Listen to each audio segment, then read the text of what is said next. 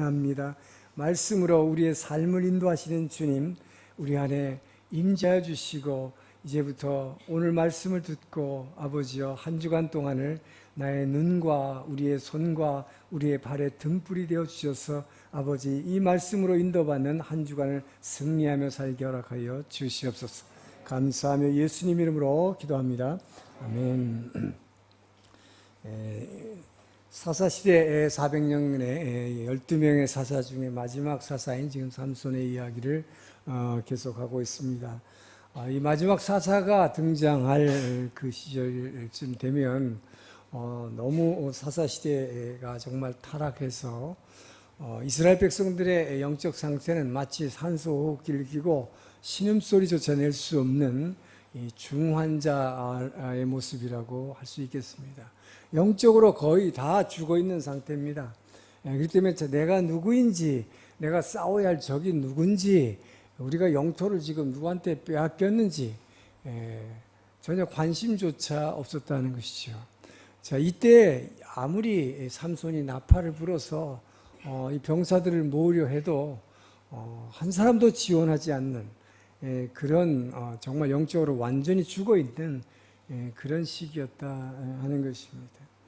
자, 이런 상태에서 이스라엘 백성들은 정말 자기네들이 왜 하나님께서 출애굽시켜서 이 약속의 땅으로 들여보내셨는지, 또 날마다 매일같이 무엇을 위해서 살아가야 하는지 인생의 목표조차 없이 그저 하루 벌어 하루 먹고 사는 그런 하루살이 같은 인생을 살고 있었던 것입니다. 자, 이런 상황에서 삼손이 이 백성들에게 이미 전쟁의 필요성, 왜 우리가 블레셋과 싸워야 하는지, 다시 영토를 탈환해야 하는지, 이거를 뭐 설교해가지고 깨닫게 해서 병사를 한 명이라도 모아서 끌고 갈 수 있는 상황이 안 됐다는 것입니다. 자, 그렇기 때문에 여러분, 마지막 사사 삼손과 지금까지 나왔던 모든 11명의 사사들과의 차이를 여러분 아십니까? 지금까지는 다 많은 병사들을 끌고 같이 싸웠어요. 삼손의 이야기는 여러분 다 알고 계시지만 고독한 전사입니다. 혼자 싸우는 얘기예요. 이것이 차이가 있죠. 그래서 예를 들어서 기드온은 300용사를 데리고 싸웠고, 입다는 이 동네 잡류들, 말하자면 요즘 말로 깡패들을 모아서라도 싸워서 함께 싸웠는데, 이 삼손은 누구 한 사람, 이 하나님 주신 나라를 지키기 위해서 싸울 사람조차 없었다. 자, 이 시대의 마지막 사사의 이야기입니다. 그런데 오늘의 본문은 결혼식의 이야기예요. 근데 결혼 얘기인데 이 그러니까 결혼에 이르는 과정에, 아주 정확하게 말하자면 오늘의 본문은 결혼식에 이르는 과정을 설명하고 있는 이야기입니다. 그런데 그 뒷부분을 보게 되면 오늘 본문에 나오지 않지만 이 결혼이 깨진 결혼식이 된다는 걸 알 수가 있죠. 그래서 하나님께서는 오늘 본문을 통해서 저와 여러분에게 지금 무슨 메시지를 주시려고 하는가. 이 말기 사사 시대에 정말 하나님의 구원 사역에 대해서 아무도 관심조차 가지지 않았던 그 시대에 하나님께서는 어떻게 그런 사람들에게 정말 구원 받아야 된다, 왜 이 나라를 빼앗긴 나라와 하나님 나라를 회복해야 된다, 이런 의식이 하나도 없는 사람들, 오늘날과 비슷한 시대지요. 바로 저와 여러분에게 그런 사람들을 하나님은 어떻게 해서 구원하시는가, 그 구원의 방법을 오늘 배우는 시간이 되었으면 합니다. 그래서 그 하나님의 구원에 손발이 되기를 주의 이름으로 축원합니다. 자, 3절 4절을 다시 읽습니다. 시작. 내 형제 내 딸 중에나 내 백성 중에 어찌 내가 할례 받지 않은 블레셋 사람이 되어서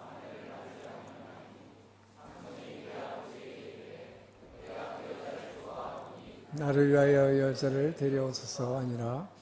그때 블레셋 사람이 이스라엘을 다스린 까닭에 삼손이 틈을 따서 블레셋 사람을 치려하였으나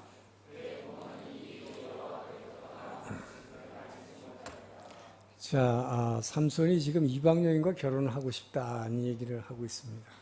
첫 번째 메시지는 하나님 어떤 방식으로 구원하시는가? 인간의 욕구, 인간의 욕망을 선한 목적으로 활용해서 구원하신다 하는 것입니다. 다른 모든 사사들은 병사들을 소집했는데 오늘 삼손은 결혼하는 이야기로 이야기를 시작하고 있다 하는 것입니다. 바로 삼손이 살고 있는 삼손 단지파죠. 단지파는 바로 블레셋 접경에 있습니다. 바로 옆 동네에 딥나라는 마을에 놀러 갔다가 블레셋에 살고 있는 마을이죠. 거기 한 여인이 눈이 딱 꽂혔어요. 그래서 그 여인과 결혼하고 싶다고 지금 오늘 본문에서 보면 부모를 조르고 있는 장면입니다. 그런데 부모는 우리 민족 가운데 뭐예요? 여인이 없어서 어찌하여 할례받지 못한 이방인의 딸하고 결혼하려고 하느냐고 맹렬히 반대를 하는 것입니다. 자, 그런데 4절을 보니까 뭐라고 되어 있습니까? 저 부모들은 하나님께서 기회를 틈타서 블레셋을 치려고, 그러니까 삼손으로 하여금 블레셋이 적이라는 걸 깨달아서 치게 하시려고 하는 그 뜻인지를 저 부모들은 알 리가 없었다라고 본문을 말하고 있는 것입니다. 이 세상에 일어나는 어떠한 일에도 우연은 없다는 것이죠. 그 뒤에는 반드시 하나님의 섭리가 있다고 하는 것입니다. 그래서 삼손이 지금 이렇게 이방 여인을 보고 자꾸 결혼하고 싶어하는 마음을 가진 것, 이것도 뒤에는 하나님의 마음이 움직이고 있다 하는 것이죠. 자, 물론 본인은 자신의 욕구 때문에 예쁜 여자라면 꼭 유대인이 아니래도 하나님의 사람 크리스찬이 아니래도 예쁜 여자하고 결혼하겠다는 것이죠. 부모는 당연히 말리겠죠. 그러나 하나님은 그러한 인간의 욕망도 선한 목적으로 바꾸어서 우리를 구원하신다는 것입니다. 결과적으로 보면 오늘 본문에 안 나오지만 오늘 이제 이 결혼 연회까지의 이야기입니다만 결혼 연회가 시작되고 나면 하나님께서 이 결혼 연회를 완전히 뒤죽박죽으로 망쳐버립니다. 그것을 통해서 블레셋의 삼손에게 블레셋이라는 민족은 네가 이렇게 친해 가서 결혼하고 이렇게 친하게 지낸 하객들이 전부 블레셋 사람들이었어요. 그런 친구 삼아서 교제할 사람들이 아니다. 너가 싸워야 할 적이다 하는 것을 바로 이 깨어진 웨딩 파티를 통해서 하나님께서 삼손에게 깨우쳐 주셨다 하는 것이죠.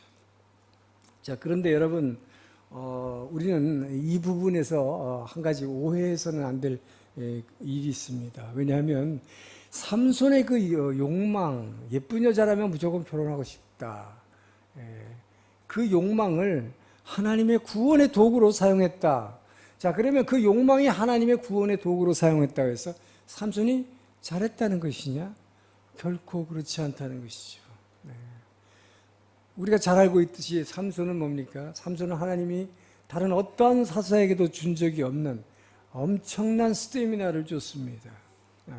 이 스태미나 힘을 주신 것은 바로 이스라엘 민족을 블레셋의 압제로부터 그 고통으로부터 구해내라고 하신 사명이죠.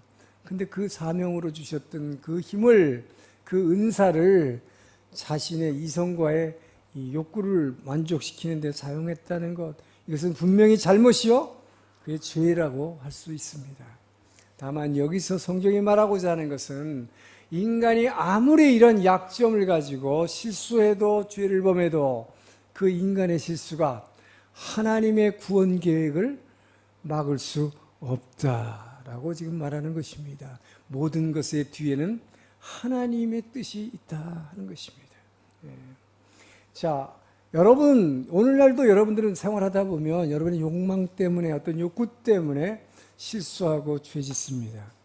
그러나 여러분은 실수해도 하나님은 결코 실패하지 않음을 믿으시기 바랍니다. 그 여러분의 실수를 선한 목적으로 활용해서 구원에 사용하신다는 것이죠. 다만 실수하고 죄를 짓는 여러분은 그 실수와 죄로 말미암아서 오는 반드시 고통받게 돼 있어요. 그 고통을 받을 뿐이다 하는 것이죠.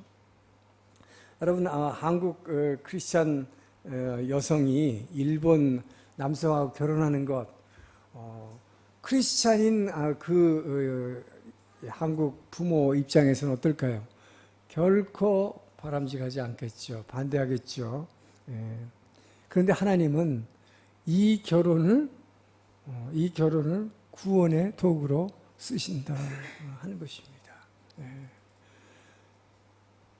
바로 지난달 성찬 예배에 지난달이 아니라 사실 이번 달이네요. 7월 초 첫 성찬 예배에 오사카 온누리 교회 그 초신자이신데 일본 성도이신데 치과 의사 하시는 초신자가 이번 성찬 예배에 여기로 오셨어요.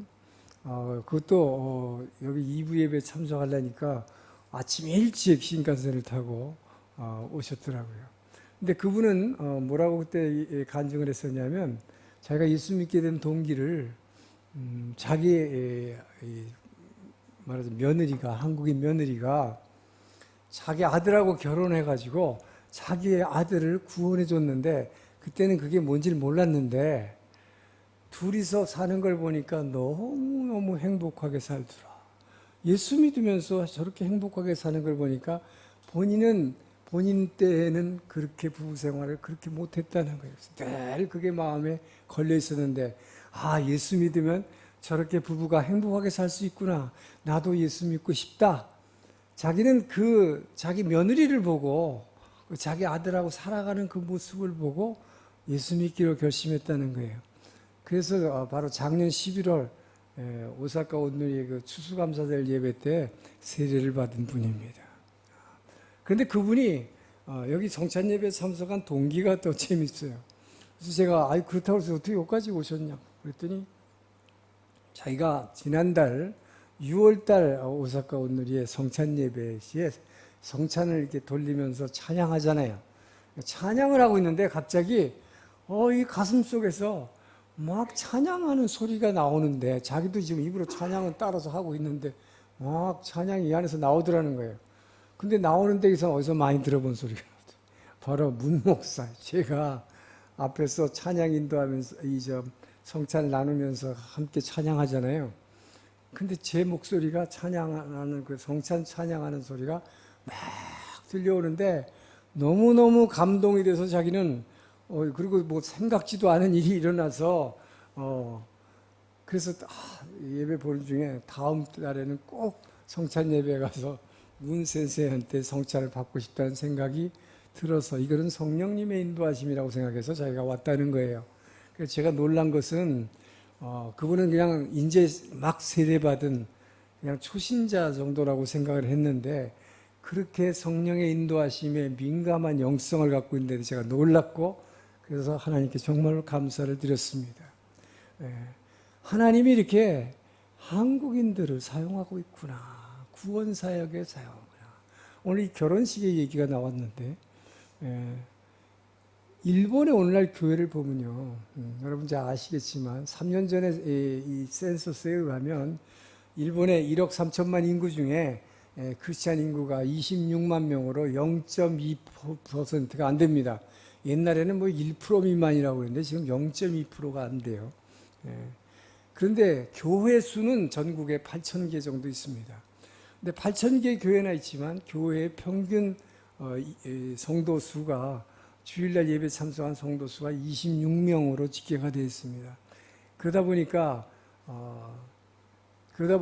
이 생각을 해보세요, 여러분. 목사님들이 생활이 안 되고 교회를 운영할 수가 없기 때문에 뭐 여러 가지 아르바이트를 하면서 그러니까 이 생계를 위해서 일하면서 목회를 해야 돼요.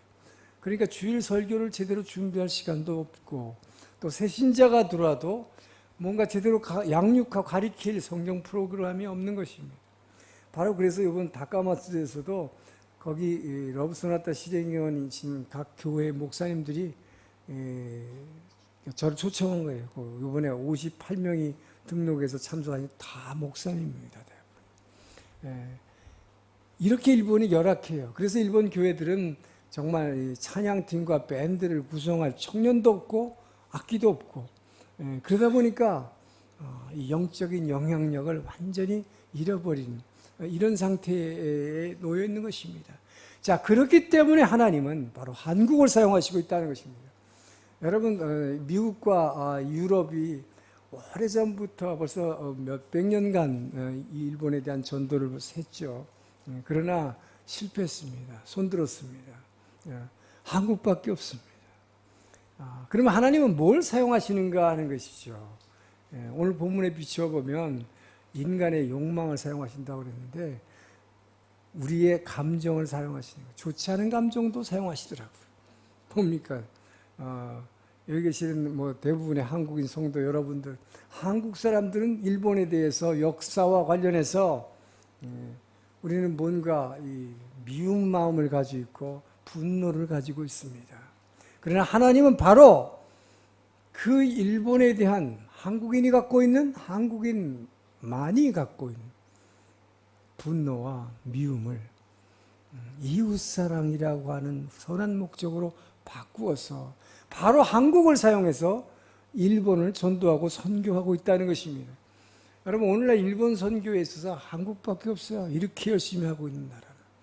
한국의 각 교회를 가보면요, 일본 선교 아울리치 안 오는 교회가 없습니다. 저 시골 교회에서도 다 나와요. 그 정도로 한국을 사용하고 있는 것입니다.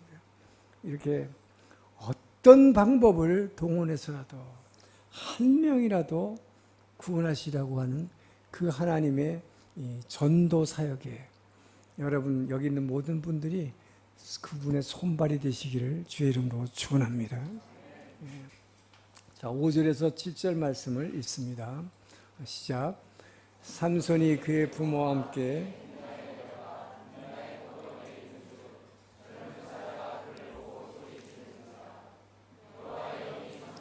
강하게 임하니 그가 손에 아무것도 없이 염소 새끼를 찢는 것 같이 찢었으나 그는 자기가 행한 일을 부모에게 알리지 아니하였더라. 그가 내려가서 그 여자와 말하니 그 여자가 삼손의 눈에 들었더라. 자, 여기 보면 사자를 찢는 얘기가 나오죠. 두 번째는 하나님은 어떤 방법을 통해서 구원하시는가? 여러분에게 하나님의 능력을 체험하게 해서 구원하신다는 거예요. 승리를 체험하기 위해서 구원하신다는 것입니다. 자, 삼손이 지금 포도밭으로 내려가다가 사자 한 마리가 나타났어요. 사자가 으르렁거리는데 사실은 삼손도 속으로는 겁이 펄쩍 났을 거예요. 그런데 갑자기 하늘에서 성령의 능력이 확 강력하게 임했다라고 했습니다. 자, 성령의 능력이 강력하게 임하는 순간 이 삼손은 마치 사자 한 마리를 새끼 염소를 찢는 것 같이 찢었다 그랬어요. 그렇게 친 것도 아니고 이렇게 하나님의 성령이 임하니까 이 사자도 정말 새끼 염소 찢는 정도로 이렇게 힘이 세지게 할 수 있다, 승리할 수 있다라는 것을 보여준 것이죠. 자, 이 맨손으로 이 사자를 찢고 있는 삼손의 마음은 어땠을까요? 이 삼손이 사실 나도 속으로는 무서웠는데 하나님의 능력이 임하니까, 하나님이 나와 함께 하시니까 이 사자라는 것도 아무것도 아니구나 라고 하는 작은 체험을 가진 거죠. 하나님은 여러분에게, 저와 여러분에게 이러한 체험, 구체적인 하나님의 성령의 능력을 체험하는 걸 통해서 보통 사람은 가질 수 없는 확고한 믿음을 주심을 믿으시기 바랍니다. 자, 그래서 이 작은 체험이지만 이것은 어떤 체험인가? 하나의 맹수를 죽이는 체험이 훗날 블레셋과의 큰 싸움에서 큰 승리하게 하기 위한, 대비하기 위한 하나님은 이 준비 작업을 하고 계셨다 하는 것을 알 수가 있습니다. 여러분, 다윗을 기억하시죠? 다윗은 소년 다윗이 골리앗과의 싸움에 앞서서 아무도 이 대적을 못하고 겁을 나서 벌벌 떨고 있을 때에 이 소년 다윗이 사울 왕에게 뭐라고 고백했습니까? 어떻게 해서 너 같은 소년이 대적하려고 나왔느냐? 그랬더니 자기의 체험을 얘기하죠. 자, 사무엘상 17장 37절 한번 보겠습니다. 같이 읽습니다. 시작. 또 다윗이 이르되 여호와께서 나를 사자의 발톱과 곰의 발톱에서 건져내었은즉 나를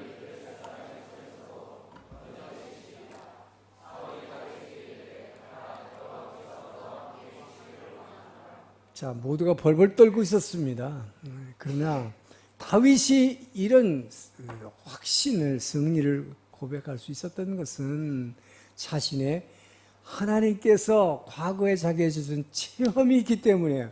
여러분이 성령의 능력이 임했을 때, 바로 이 소년 다윗 17살이지만 그보다 훨씬 어렸을 때 자기는 사자와 싸워서 새끼 양을 집어가는 것을 자기가 그 입에서 빼냈다고 그랬어요. 곰이 발톱으로 양 새끼를 웅크리는 것을 그 손톱에서 자기가 떼어냈다고 설명을 했습니다. 여러분, 이러한 하나님의 능력이 임하면 어떠한 적도 싸워서 이길 수 있다라고 하는 승리의 체험. 이 체험이야말로 여러분이 큰 일이 일어났을 때, 위기의 때에 여러분의 신앙을 고백할 수 있는 힘이 됨을 믿으시기 바랍니다. 그래서 하나님은 이렇게 우리에게 힘을 주신다는 것이죠. 자, 그런데 바로 이 시점에서 삼손은 무엇을 생각했어야 됐느냐? 자기가 지금 하나님의 성령이 그렇게 임해가지고 사자를 마치 염소새끼 찢듯이 이렇게 찢는 능력을 가졌을 때 바로 여기서 깨달았어야 했어요. 뭐를? 바로 이것은 왜 이렇게 하시는가? 우리의 동족이 지금 블레셋에게 압제당하는 이 고통 가운데서 이 민족을 구해내야 된다는 이 사명을 깨달았어야 했다는 것이죠. 그런데 삼손은 거기 실패했습니다. 그래서 저와 여러분도 하나님의 이 능력, 성령이 임하시면 내게 엄청난 내 힘으로 할 수 없는 것을 해낼 수 있다는 이 능력이 하나님의 성령의 이 능력을 체험이 없는 사람은, 그냥 머리로만 배워서 성경을 알고 있는 사람은 위기의 때 그 신앙을 발휘할 수가 없다고 하는 것이죠. 자, 그래서 하나님은 여러분이 그동안 신앙생활 하는 가운데서 많은 체험을 했습니다. 여러분은 크고 작은 많은 경험들을 했을 것입니다. 물론 전혀 없는 분도 계시겠지만 대부분들에게도 한두 번쯤은 경험이 있을 거예요. 기도해서 자기가 도저히 할 수 없는 것을 능력을 받았다든지, 정말 생각도 할 수 없는 기적을 체험했다든지. 자, 이런 여러분 체험을 주시는 것은 여러분에게 이것을 통해서 위기의 때 그것을 사용하라고, 특별히 무엇을 위해서 사용하라고? 하나님 나라 확장을 위해서 어떤 방법으로도 한 명이라도 구해내려고자 하는 그 하나님의 손과 발이 되기를 주의 이름으로 축원합니다. 자, 그런데 여기서 한 가지 여러분 우리가 주의하고 또 짚고 넘어가야 할 포인트가 하나 있다는 것입니다. 그것은 뭐냐? 여러분이 별로 기도도 안 했는데, 그리고 사실은 좀 세상 가운데 좀 죄짓고 있었는데 하나님이 큰 기적을 베푸셨다. 여러분이 새벽 기도도 한 번도 안 나오고 별로 예배에 관심 없고 주일날 한 번씩 오고 왔다 갔다 했는데도 여러분의 사업이 너무 잘 되는 거예요. 그리고 크리스찬인데 좀 부정한 방법도 쓰고 좀 사기도 치고 그랬는데 비즈니스가 너무 잘 된다. 왜 이렇게 하시는 걸까요? 자, 오늘 본문에서 보면 삼손은 지금 이 삼손한테 지금 성령이 확 임해가지고 사자를 찢었어요. 지금 삼손이 근데 뭘 했습니까? 삼손이 기도했습니까? 삼손이 지금 예배를 잘 드렸습니까? 아닙니다. 삼손은 나시린입니다. 나시린으로서는 해서는 안 될 짓을 지금 하고 있었어요. 포도밭에 오면 안 돼요. 포도주를 마셔도 안 되지만 포도밭에 가도 안 된다고 성경은 말하고 있어요. 포도를 먹어서도 물론 안 됩니다. 포도주뿐이 아니에요. 나시린은.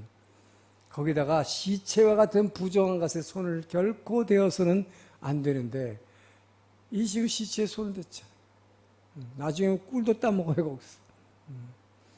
자, 이렇게 실수하고 나쁜 짓을 하고 있는데 어찌하여 성령이 강력하게 임했는가? 이것을 어떻게 해석해야 하는가 하는 것입니다.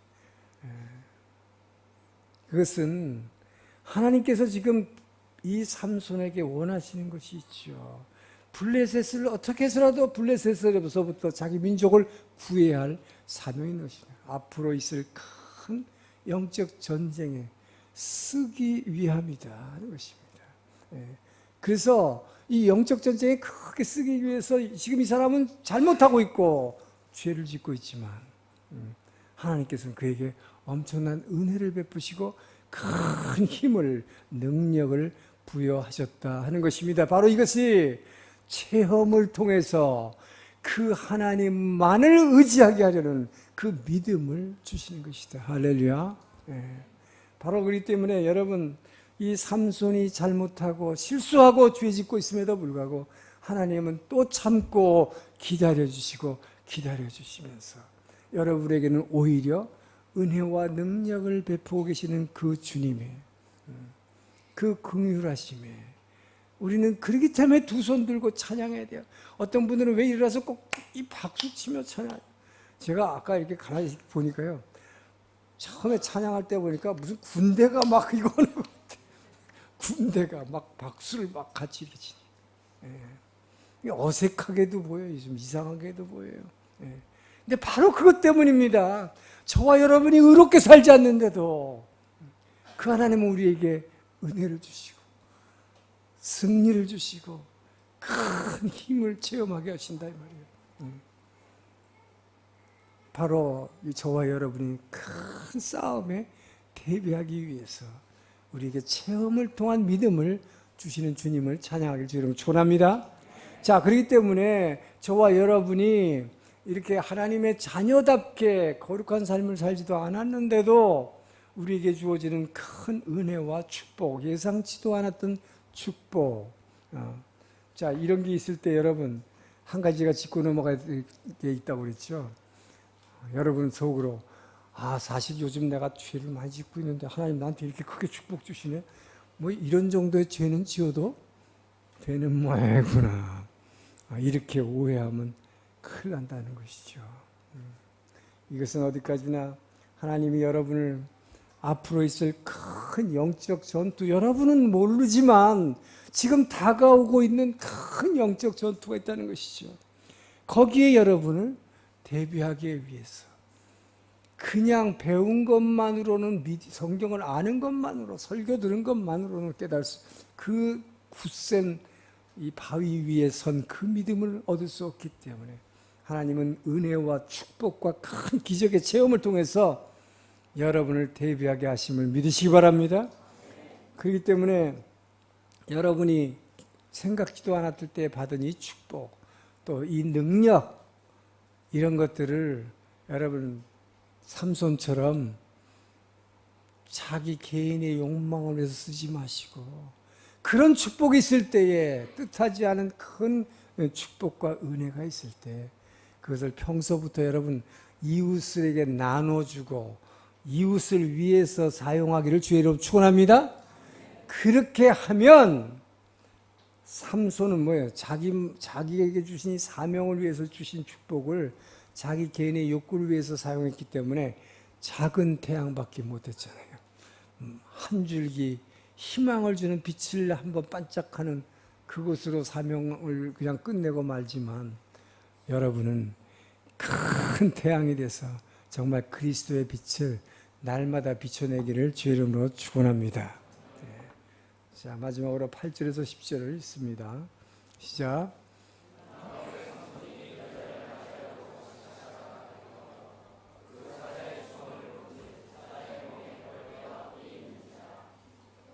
그 꿀을 떠서 걸어가며 먹고 그의 부모에게 이르러 그들에게 그것을 드려서 먹게 했으나 그 꿀을 사자의 몸에서 또았다고는 알리지 아니하였더라.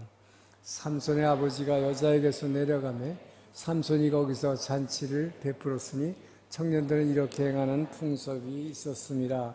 자, 마지막으로 하나님은 아까는 성공의 경험이죠. 승리의 체험이 있습니다. 그것을 통해서 구원하시지만 한편으로는 저와 여러분의 실패를 통해서 구원하신다 하는 것이죠. 자, 얼마 후에 삼손이 그 여인을 이제 정식 결혼하기 위해서 결혼식 잔치를 하기 위해서 이제 간 것이죠. 그래서 다시 딥나로 내려갔을 때 그 내려가는 길에 똑같이 가는 길에 얼마 전에 자기가 손으로 성령이 임해서 때려 죽였던 그 사자의 시체를 보게 된 것이죠. 그런데 문제는 여러분 시체만 있었으면 거기를 가서 와서 이렇게 막 살펴볼까요? 그냥 갔을까요? 여러분 어떻게 했을 것 같아요? 그냥 갔을 거예요. 거기 보니까 벌꿀들이 막 움직이고 있고 집을 지었고 거기에 꿀단지가 있었다 이 말이에요. 꿀덩어리가 있었다 이 말이에요. 떠먹어 보니까 너무 맛있어서 자기만 먹었을 뿐만 아니라 부모한테도 갖다 줬어요. 부모한테도 갖다 줬어요. 그게 뭡니까 여러분? 자기만 죄 짓지 않고 꼭 에덴 동산에 있었던 거하고 똑같이요. 하와가 자기만 죄 짓지 않고 남도 타락시켜요. 이거 어디서 떠왔더라고 부모에게는 말하지 아니하였더라. 아까 본문에 이렇게 써 있었죠. 죄질 때는 숨기죠. 왜?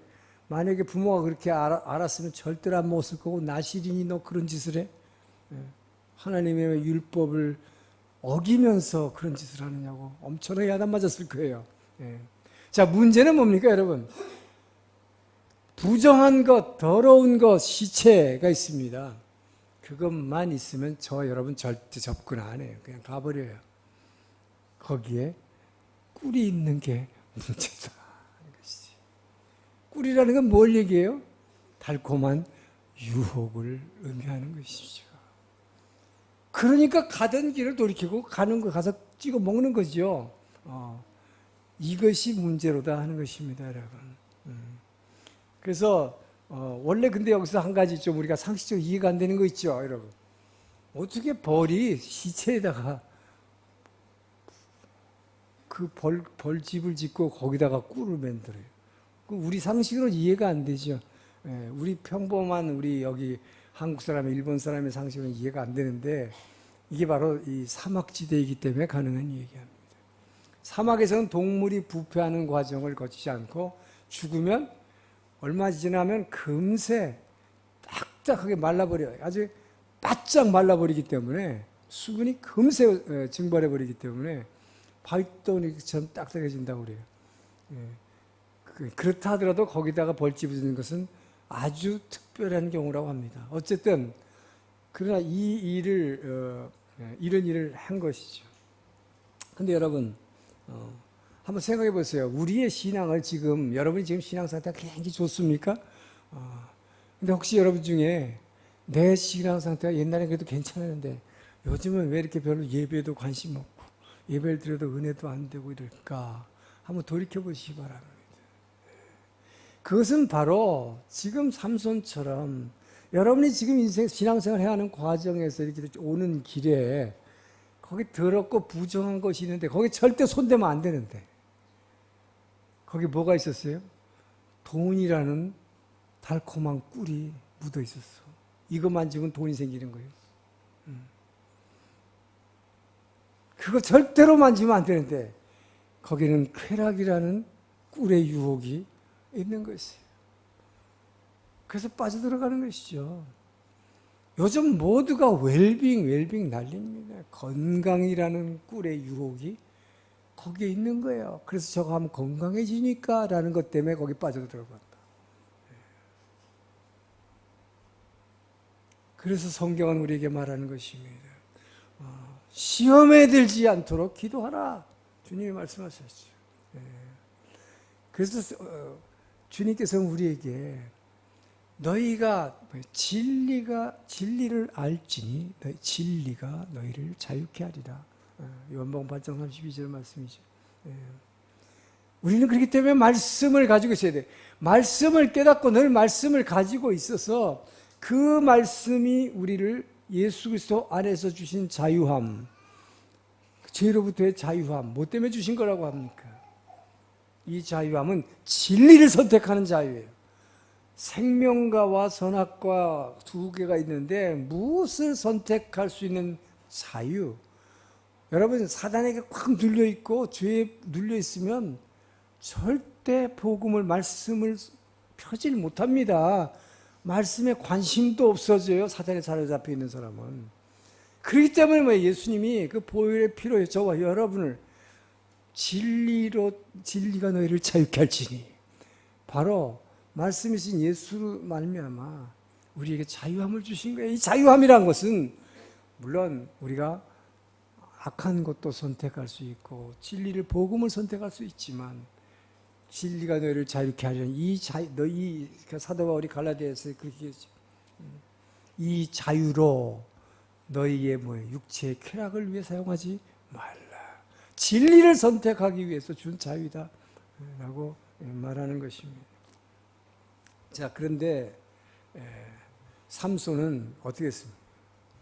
삼손이 딥나의 포도원에서 두 가지 경험을 했다고 오늘 본문은 말합니다. 첫 번째 경험은 뭐였죠? 승리의 경험입니다. 하나님이 성령이 임하시면, 하나님이 나와 함께 하시면 사자도 물리칠 수 있다. 어떤 적이 와도 물리칠 수 있다는 이 승리의 경험을 통해서 구원하시는. 또 한 가지는 뭐였습니까?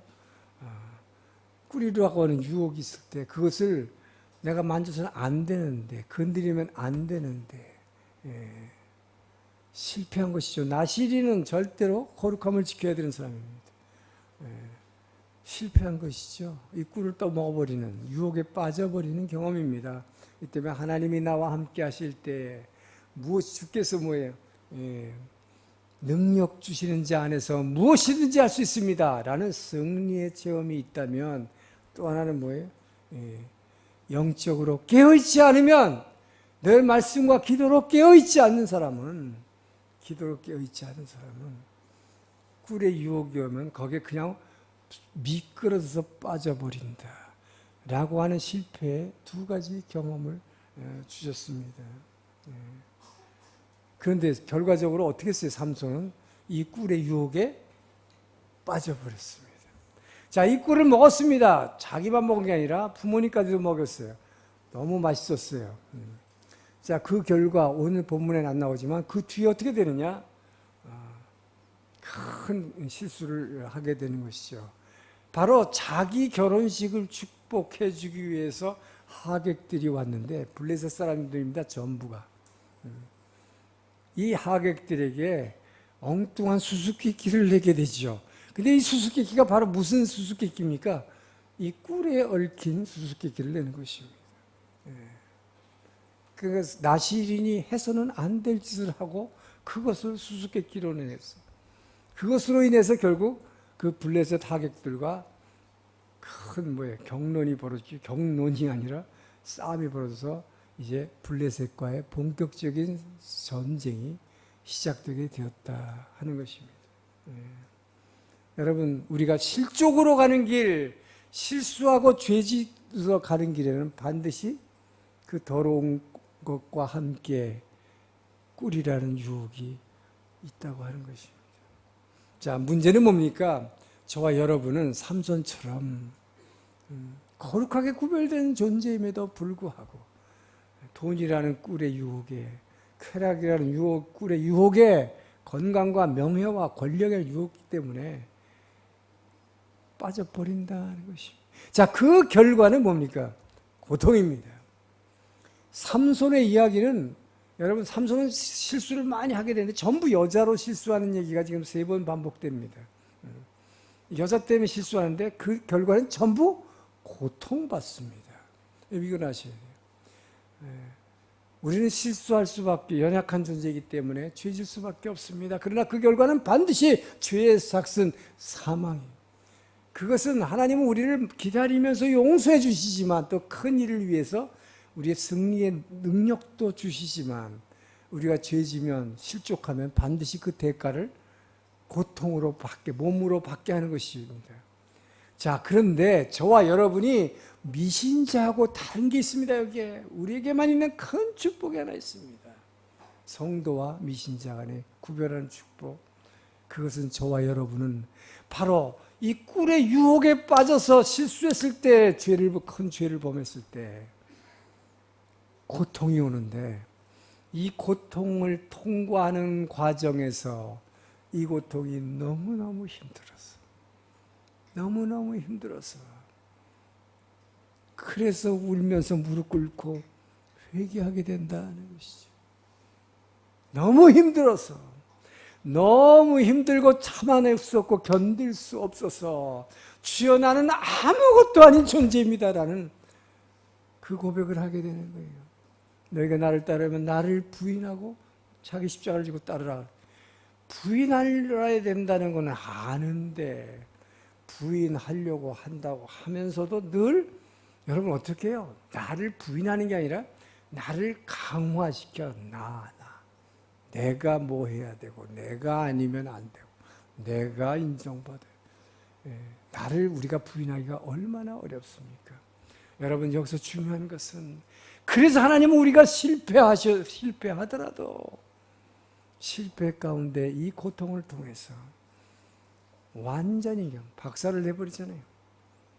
그때 진정의 회개를 하게 되고 정말 통곡하면서 회개하게 되고 정말로 내가 아무것도 아니라는 내가 대단하게도 괜찮은 크리스찬이라고 생각했는데 주님 정말 나는 형편없는 존재입니다. 바울처럼 나는 죄인의 괴수입니다. 이 고백을 하게 되는 거예요. 여러분이 바로 그 고통, 유혹에 빠졌을 때 오는 그 고통을 통해서 하나님 우리에게 회개케 하시고 나를 부인하게 하시고 이를 통해서 저와 여러분을 구원의 도구로 쓰심을 믿으시기 바랍니다. 바로 제가 그 대표적인 케이스였습니다. 여러분 그래서 이거를 보면 정말 하나님은 모든 것을 합력하여 선을 이루시는 하나님, 그 하나님의 손에 붙들리기를 주의 이름으로 축원합니다.